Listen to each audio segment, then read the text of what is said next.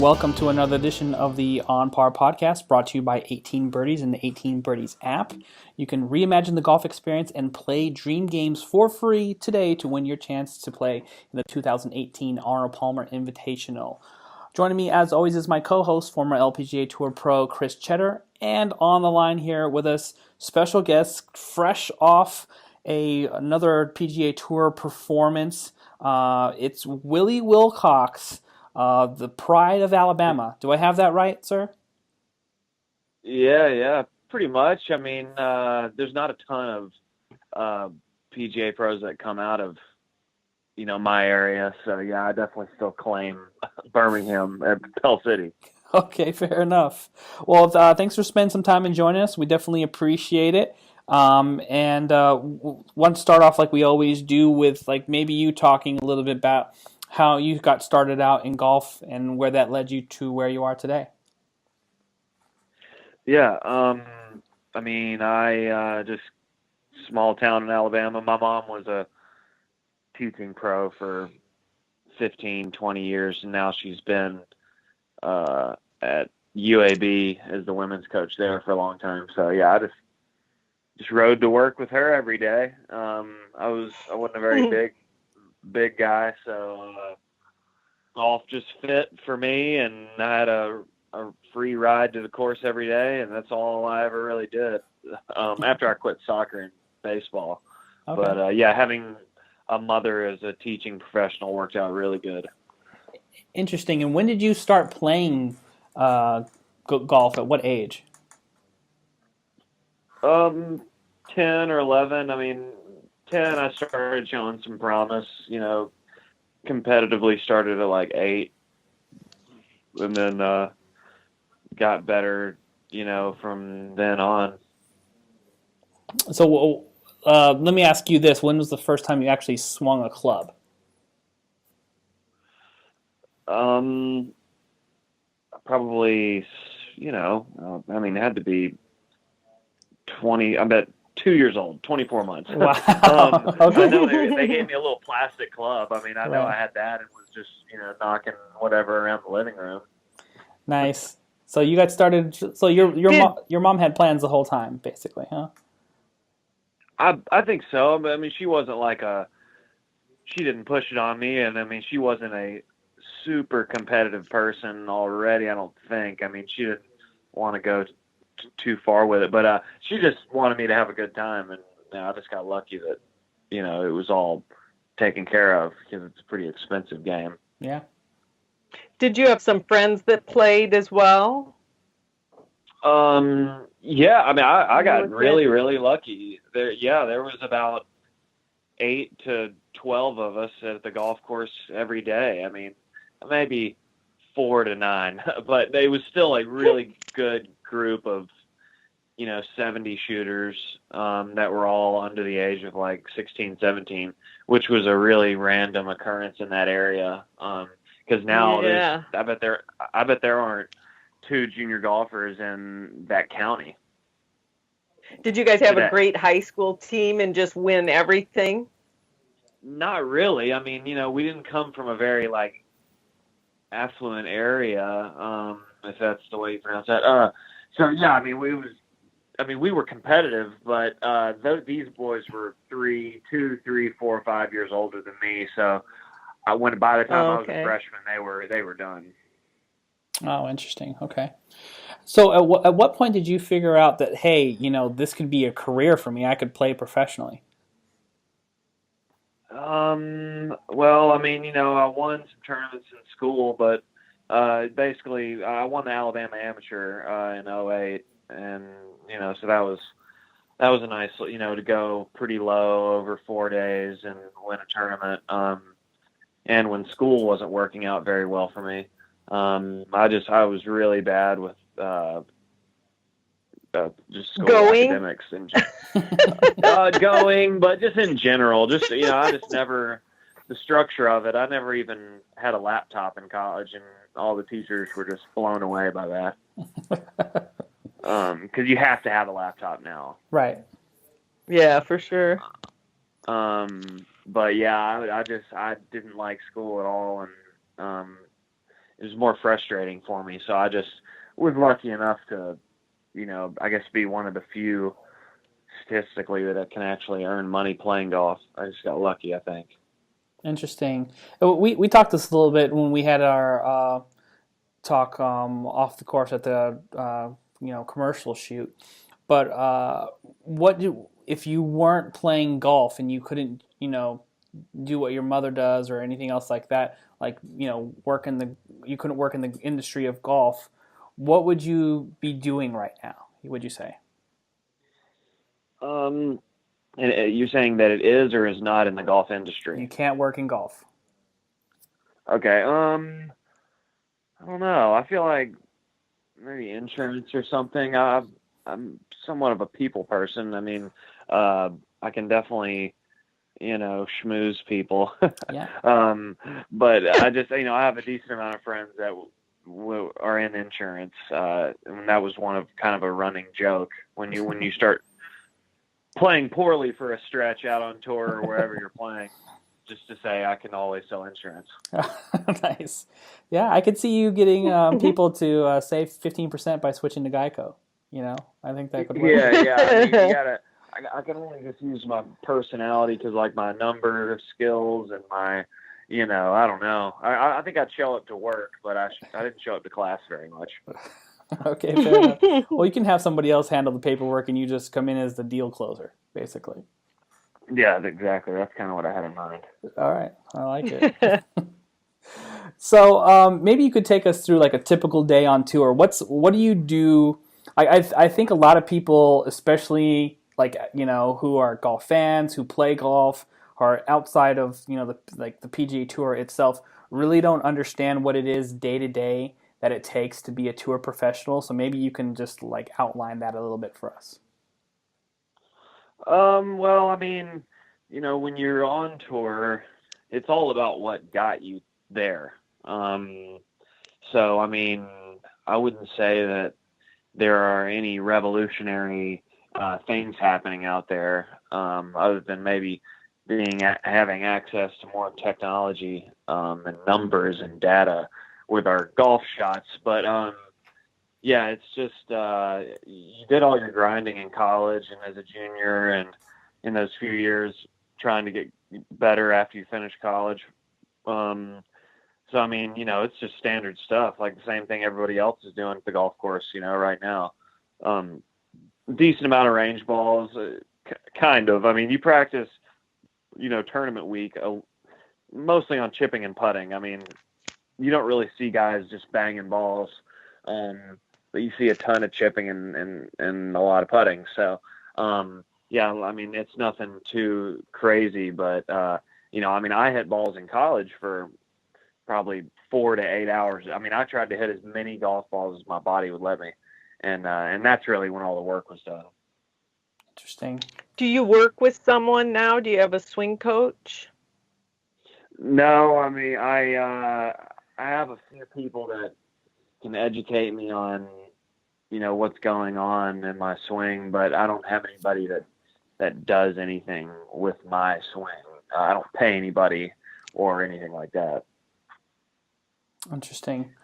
Do you video yourself and then just kind of exactly what you're working on? No, or do you just feel it? Yeah. All feel. Yeah, I mean, the videos, yeah, I have tons of videos, but they mean nothing to me. Interesting approach. I can't like figure out what I'm looking at really, because it's a pretty quick, action. So I could never gain something from a slow motion video of my swing that would help me hit it better. An interesting approach. Yeah, some people I think really are technical, and some people have like you just sort of know by the I guess repetition or muscle memory. It sounds like to me. Yeah, pretty much. Yeah, I mean, I sometimes wish that I had somebody that I could send a video and it would, fix me or whatever. But it's just never been the way I've done it, and it's worked fairly decent to this point, so I'm not going to change. All right, so let's talk about this year for a little bit for you. Seems to me like starting to build some steam. Good performance last week on tour. How do you feel about where you are coming off the Byron Nelson? A lot better than I was before. I mean, I just realized how hard the task of regaining your, a high level of competition golf after an injury or after a surgery. That it was a lot more difficult than I thought it was going to be. And since I'm out of the medical and it's all behind me, I've heard a lot of people talk about how it's like the hardest thing to do, get back to playing the way you want to. But yeah, I feel awesome about it. Like now that I'm over all the injury stuff and I feel good and finally starting to make some money, and I've had some good finishes this year. And it's basically not even. I've got more events left than I've played. Not to the halfway point, which I like. Nice. So, where would you say right now, if like you had to grade yourself on your game, would you feel like you're, at peak level A performance? Where are you rating yourself right now? I mean, when I first came back from the injury, it would have been an F. I'm winning my first few starts when I thought I was going to be able to just waltz right back into it. That was definitely enough. Then this past weekend, other than a few doubles on the weekend, it was, I was out there playing with Jason Day, like stride for stride. I mean, he was beating me by a couple shots, but I was still hitting the ball really well. Right now, I give it like a C+, but like, summertime's my time. I plan on getting to that A game soon. Interesting. Nice. Wanted to ask you about a little bit off. What's the best? Go ahead, Chris. Oh, I was just going to ask what you consider the best part of your game and what you feel like you need to work on. I mean, my putting has always been, the make or break. I've started to hit it well again. Really good year that I had on tour in 2015, I just hit the ball really well and putted kind of, whatever. But I took down a bunch this past weekend. So that was getting multiple chip-ins in a week was cool. But yeah, my putting is what makes the finishes go up. That's for sure. I mean, that's the make or break. Yeah. Interesting. Wanted to ask you about what happens off tour here. So like, you get to travel a lot. Is there like a group of people that you normally hang out with on tour? Is it like kind of like high school where people have like their cliques or groups of people they hang out with regularly all the time, or how does that all work? I mean, like, I have the Jupiter area. There's plenty of, tour players living in the area. My buddy Steve Marino, he lives right down the street, and decent bit of web.com players that live in the area, well, lots. And yeah, I mean, I definitely hang out with a certain crew out on tour, and none of us happen to be in the tournament this week at Colonial. So yeah, I mean, Jupiter's great off week vibes, and I mean, as long as the weather holds up. It's been a little dicey today, but it's normally perfect. But yeah, I mean, it's definitely a cliquey environment out there and at home. I mean, it's but there's still a decent amount of guys on tour that you'd invite to your barbecue on Saturday. Do you guys go out and get some good games? Do you gamble with them? Yeah, sometimes. I mean, more so when I move down. I mean, Steve right now is hurt, so not a lot of games coming from him. He unfortunately just had to take a medical, but yeah, I definitely don't mind a birdie game. I mean, playing Nassau's all the time are that gets a little stressful with all the presses, but yeah, I mean, the Nassau is kind of the classic game, and it's gotten to be a little much for me, to be honest. I did it for a long time. playing on tour on a Tuesday used to be something that I really like, but it doesn't really matter if you play good on Tuesday. We used but to anyway, play. Yeah. Yeah, really. You were Yeah, saying, what did you guys And play? it was so much fun to play with good. You don't have to give strokes. You just go out and play, and it low ball, little birdie, greenie, and then if you got all four of those, you got the umbrella, and it doubled. And Yeah. God, I just remember having so much fun and playing with good players, and being able to dish it out and and take it. Yeah, absolutely. Jupiter's a great area for that. And, if I play, generally you can get like a tour player in one group, a tour player in another group, and then have like a B player and just play teams. That's always pretty fun. But we're not generally playing for a lot. It's $20 Nassau is what I like to stick to. Nobody's feelings are hurt.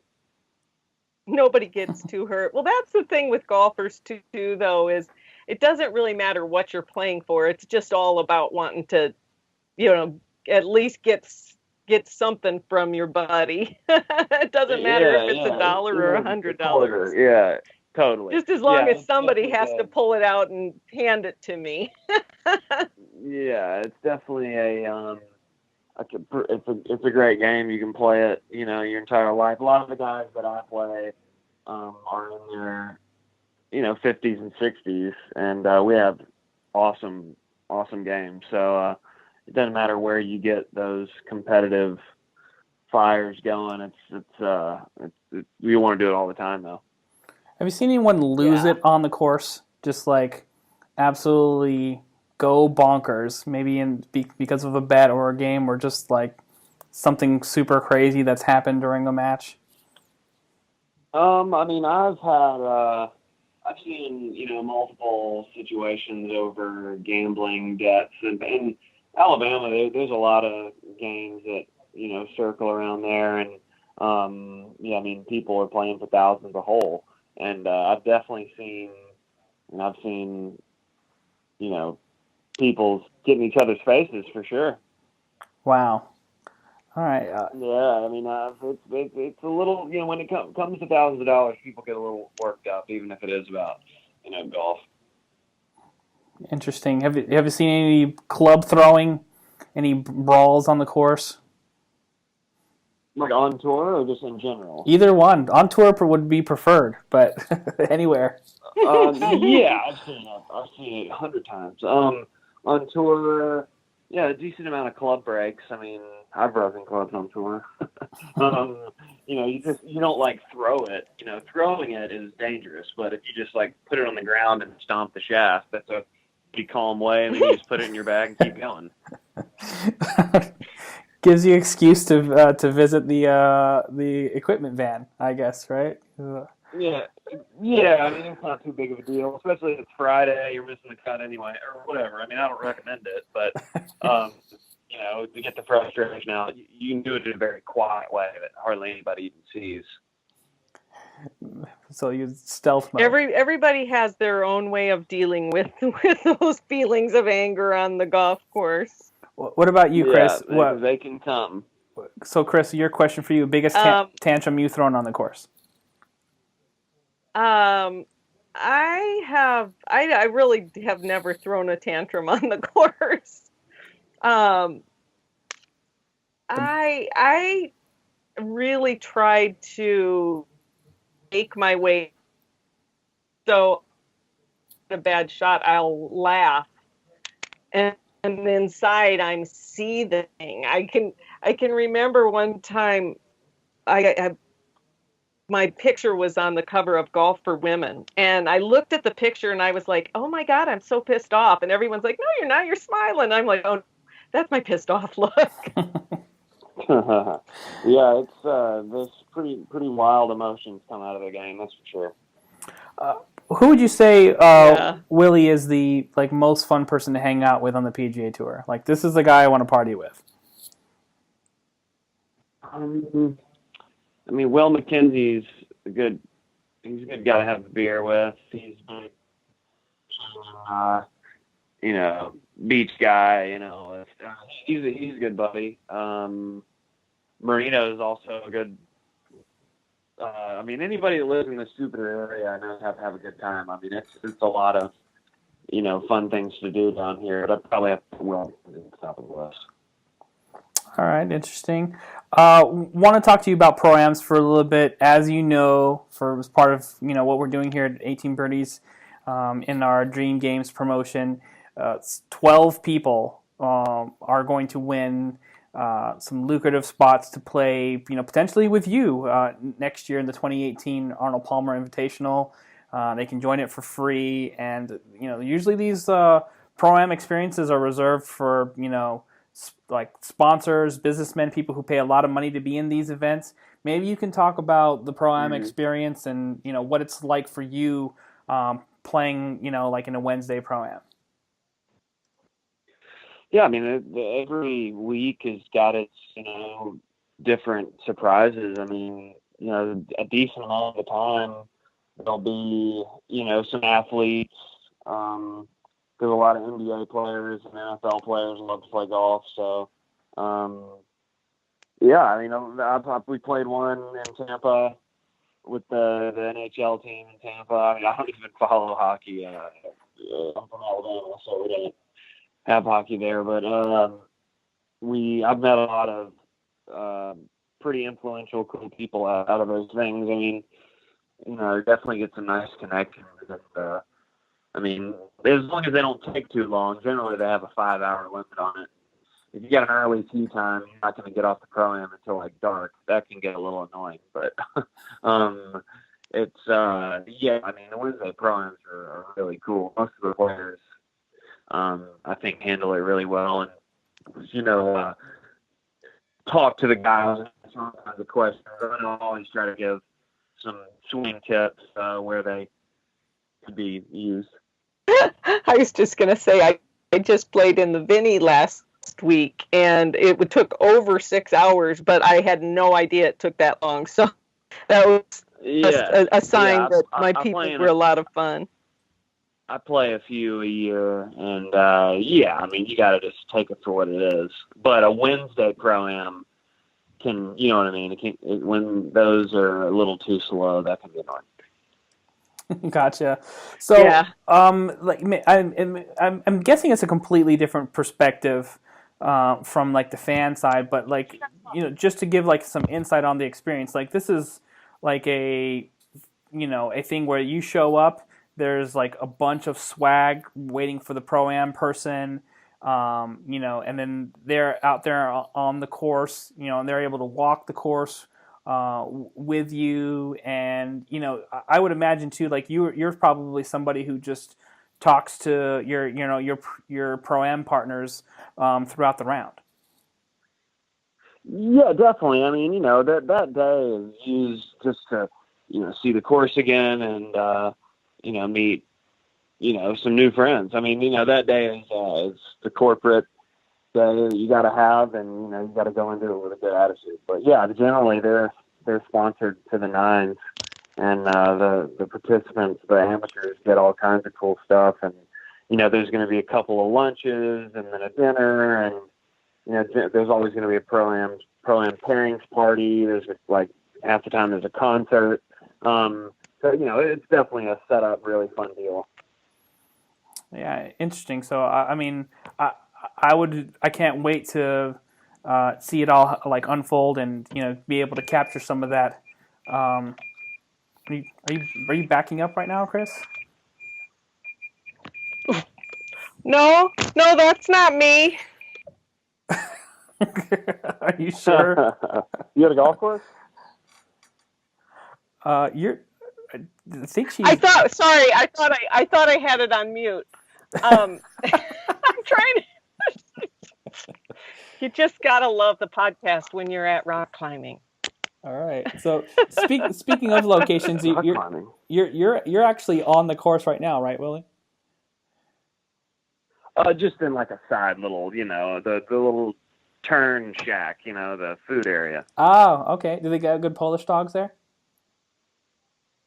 I believe so. Yeah. think she's kind of packing up the show. But yeah, anyways, definitely this turn. Although they take pride in their turn meals down in Jupiter. Interesting, because like I don't. Gotta love a golf course with good food. Good Polish. It's always very convenient. That is very key to my success on the back nine, is whether or not there's a good solid Polish available for me. I feel like it's good for at least a good 5 strokes for me on the back nine. So no doubt, the money maker. What's your thing that you like to do? Like if you're just relaxing and you're I don't imagine you get to do this too much because golf is a job for you, but like if you ever just gone out and you play around for fun, is there something that you like to do, like some food that you like to take along with you? Are you playing music? What's it like? Yeah, I mean, generally, I walked 18 before I went to Dallas. Yeah, I definitely enjoy going out and just kind of hanging out. But I'll bring generally I'm going to be riding the cart, so you can bring the speaker along. But yeah, I mean, that'd be like a late in the day thing. Normally you'll have a foursome of, decent players, tour players to decent players, and pretty much the music's always going. Just have it on some kind of, Pandora station that everybody can, agree on. Okay, makes sense. All right. I kind of had you as definitely loud music when you're playing golf, Willie. Yeah, I mean, sometimes if I'll do whatever the course will allow. You know what I mean? I'm definitely not trying to bother anyone. But at the same time, I mean, if it's like Medalist and the Dow Preserve down here, you can do whatever you want. I mean, you can play a Tinson. Wow. Yeah, like that. That's pretty strong. All right, Willie. Yeah. This is the part of the show where we like to do some rapid fire questions for you. So right. I'm just going to ask you a couple quick questions and just like first answer that pops into your head, fire it out. All right? You ready? Just like one word, or? Yeah, one word. If it has to be a couple words, then that's cool. But like usually one word works. Okay. This is a little descriptive, so this might be more than one word. But the first question is, weirdest thing you've seen on the golf course?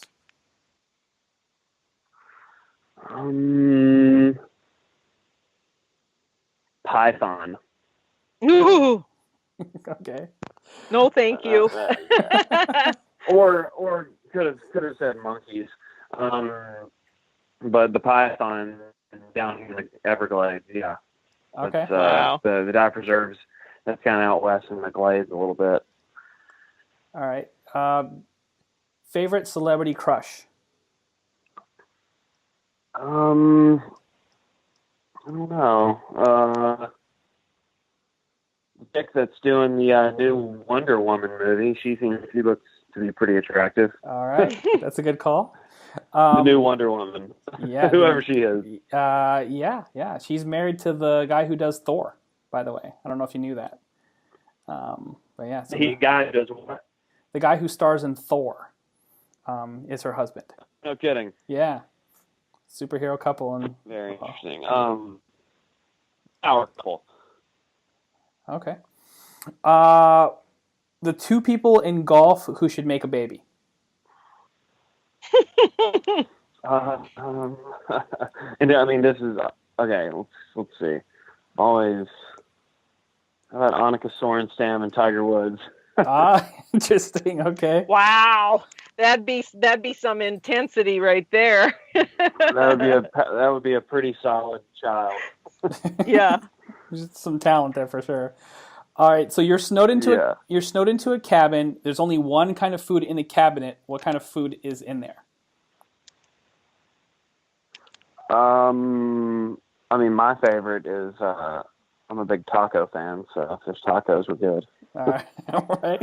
I don't know about there'd need to be some beer as well, though, if you're going with tacos. We said one. Yeah, generally. A little cerveza. Yeah, you guys didn't think this through that well because like tacos are going to quickly expire, you know. Yeah, good. Yeah, or I guess maybe canned tuna. Yeah, yeah. I didn't realize what the circumstances were. Okay, no problem. All right, your go-to dance move. Not a big dancer really. um, I can't. I honestly, I don't even know. Like, I don't spend any of my life dancing at all. Like, that's just not what I do. No sprinkler, no Cabbage Patch, no nothing for us. Nah, nothing like that. I mean, I can move around for a nice concert, but I don't know what that dance is called. It doesn't have a name. Okay, fair enough. All right. What are you currently listening to in your car? I'm listening to you guys. Yeah, yeah. That's a good call. Definitely be something to replay over and over again. I think right now I'm listening to a decent bit of Grateful Dead. Okay. Oh, nice. Favorite movie? Mm-hmm. Let's see. Oh man, there's a lot of good ones though, huh? Training Day. I really like Training Day. Denzel Washington's good. That's a good movie. All right, I like it. All right.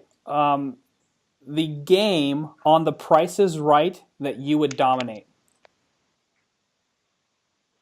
Oh my gosh. I feel like if that spinning wheel during the I like the wheel, the money wheel. I think I could be good with that. Okay, fair enough. Window seat or aisle seat? Window. Okay. Team Jacob or Team Edward? But that's a reference to something. It's a Twilight reference, yes. Yeah, I never saw any of it. Just got to pick a team. I got to pick a team. Yeah. Edward. All right. Well, you picked the hero of the 3 episodes, so good call there. Oh, thank goodness. All right. Last question for you. Yeah.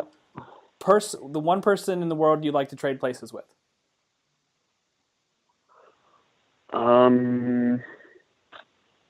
Trade places.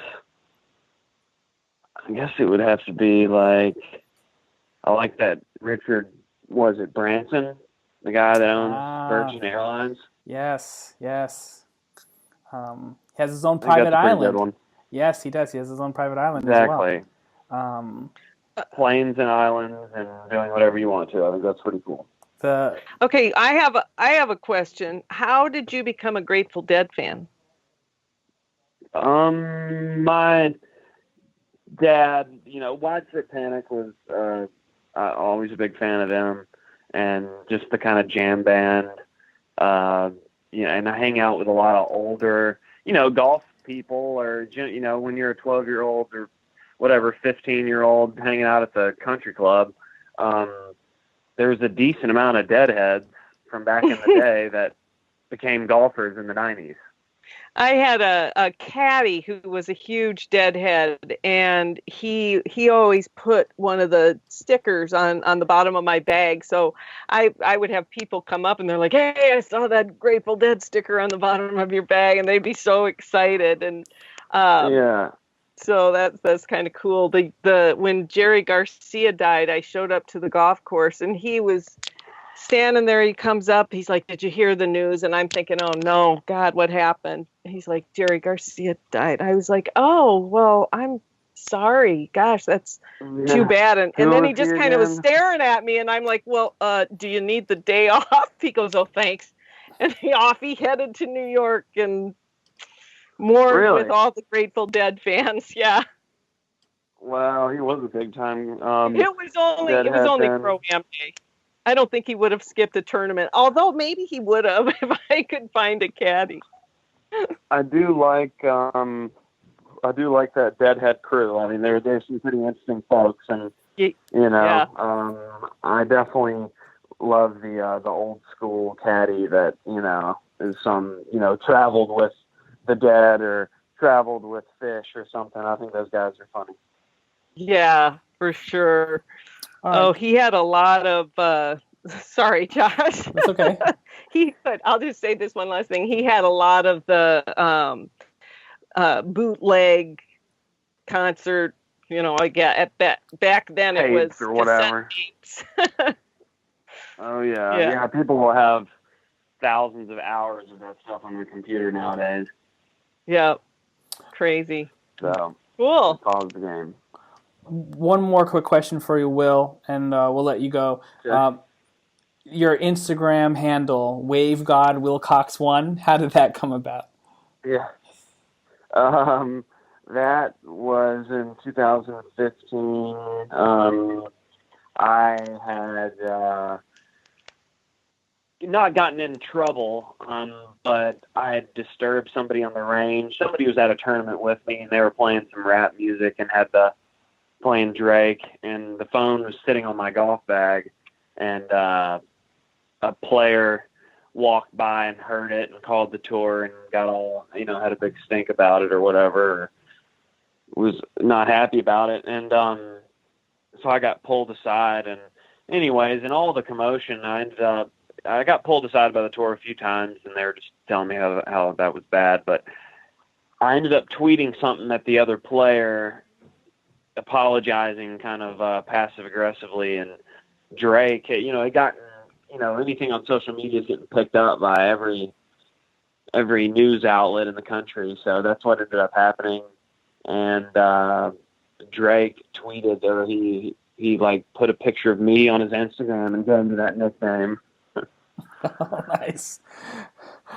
All right. So then I thought that was pretty funny. So it turned into... So how does that explain the handle name exactly? Because the way he referenced me in the Instagram post to me, that's what he called me. Oh, he called you Wave God? Yeah. Nice. All right. That's very interesting. A story that I did not know. All right. And we know Chris is, by the way, Chris is a huge Drake fan. She's what? Huge Drake fan. Yeah, right. Yeah. It's honestly, I don't really listen to it anymore. If we can be brutally honest with each other right now, that was a phase that 2015 Will liked. Now I'm definitely moving on to other, genres. All right. Well, good to know. You'll be glad to know that the 2015 Will Wilcox's music is right in tune with Blair O'Neill's, who we just spoke to last week. Yeah. So she's all about the Drake. She likes Drake. She does. We asked her what was jamming in her car, and it was Drake as well. So that's pretty cool. Yeah, well, his album a couple years ago was good. The last few weren't so good. Yeah, fair enough. Okay, Will Wilcox, we will make sure we follow you on Instagram at WaveGodWilcox1 and on Twitter at Will Wilcox Golf. We'll obviously be able to check you out on the 18Birdies app as well, posting those live rounds. We appreciate you coming on the show with us and being an awesome brand ambassador, and we're looking forward to some good finishes coming up here on tour. Heck yeah, I think it could be a big summer, and I obviously appreciate everything you guys do for me. And the first few times I saw the commercial, it was pretty exciting, so thanks for the opportunity. Absolutely. All right, thanks for spending some time with us. We'll appreciate it. Good luck the rest of the way. Thanks Have a a lot. nice Talk to y'all week soon. off. Yeah, good to meet you. Talk to you soon. Yep. All right, and that's going to wrap it up for another edition of the On Par podcast, brought to you by the 18Birdies app. You can reimagine the golf experience and play dream games for free today on the 18Birdies app. Make sure you check that out. There are 12 seats, Chris Cheddar, in the Arnold Palmer Invitational that we are giving away. Your excitement level on a scale of 1 to 10. People are going to love it. Yes, right? You're 11. Your excitement level 11. You're all about the ProAms, are you not? Oh, it's gonna be so much fun. I mean, it's gonna be an experience unlike anything people have ever done. And that's going to do it for another edition of the On Par podcast, brought to you by 18Birdies, the 18Birdies app. You can reimagine your golf experience and play dream games for free today in the 18Birdies app. You can win your chance for one of 12 spots to win in the 2018 Arnold Palmer Invitational. For more details and instant win prizes every single day in the 18Birdies app, check it out. Go to 18birdies.com for more details. For my co-host, Chris Cheddar, I'm Josh Hayes. Thanks for listening. We'll see you next time.